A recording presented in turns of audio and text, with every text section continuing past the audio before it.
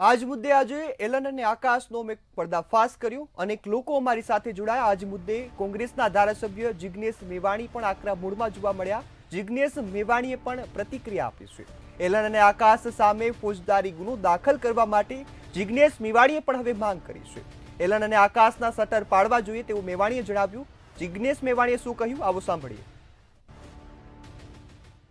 તો બહુ serious matter કહેવાય.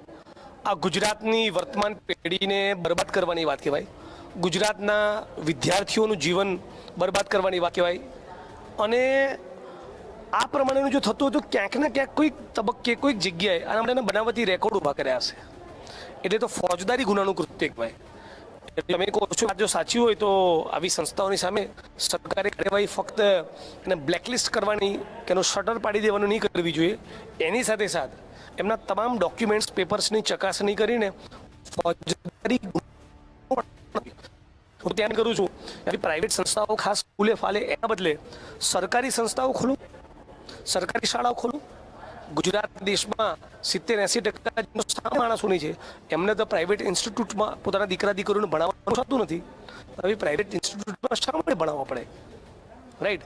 ધારાસભ્ય, સંસદસભ્ય, મંત્રી, આઈએએસ આઈપીએસના દીકરા દીકરીઓ પણ સરકારી સ્કૂલમાં ભણતા જાય, ભણતા થાય એવી સરકારી સ્કૂલ બને તો આ તમે જે કીધું આવી બધી ફેક સંસ્થાઓનો રાફડો ન ફાટે.